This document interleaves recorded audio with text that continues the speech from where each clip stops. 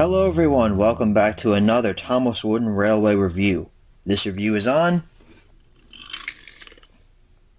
Skiff, or Skiff the Railboat, as his packaging calls him. So Skiff has not been in the TV series for very long. He was introduced in Sodor's Legend of the Lost Treasure as one of the brand new characters, alongside the villain Sailor John.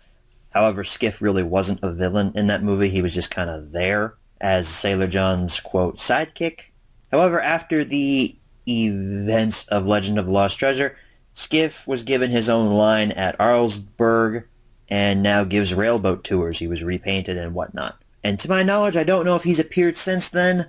He appeared a few times in season 20, I believe it was, which was the season that took place directly after Legend of the Lost Treasure. And then I don't know if he ever appeared in 21, 22, or the upcoming 23, because I haven't watched those in forever. Well, actually, I didn't even watch 22 because I just don't care about the TV series anymore. Skiff's wooden railway model, though, has not been around for very long either. It was introduced in 2015 to tie in with Legend of the Lost Treasure, and it was retired when the Thomas Wooden Railway line was killed in 2017. So Skiff was only around for 2 years. But before we look at Skiff's model, here's Skiff's box, because I bought him in a store. I think I got him at Toys R Us before they closed. I was really going hardcore at Toys R Us before they shut down, but you can see Legend of the Lost Treasure advertisement there with Skiff the Railboat, a little demonstration of how his mast moves up and down. And there's the back with your barcode, and Skiff with the mask pointing straight up, even though that's really not how it is in the TV series and whatnot. It's at an angle, like I have it right now. So let's take a look at Skiff's model here. There's his face. Honestly, not a bad face. It really represents what's in the TV series. And honestly, I can just spin him, because the cool thing about this model is he can spin.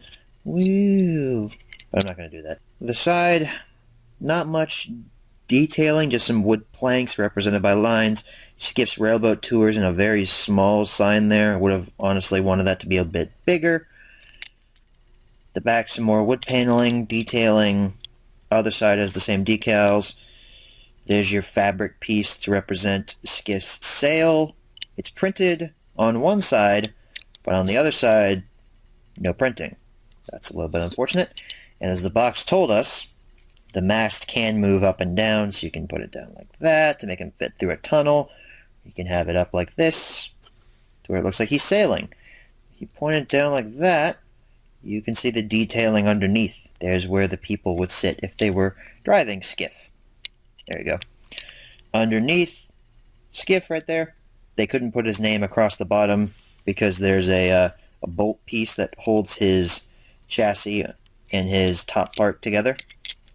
There is a way that you can take the wheels and chassis off of Skiff and just turn him into a free-roaming boat piece. Turtles and Thomas has a video of it on his channel. It's really good. I suggest you check that out to find out just how exactly to take this off. It's not complicated, but it's also not easy, from what I saw from that video. And this Skiff is dated 2012 because Mattel just refused to update the wheel dates. So now let's move on to ratings and recommends. What would I rate Skiff?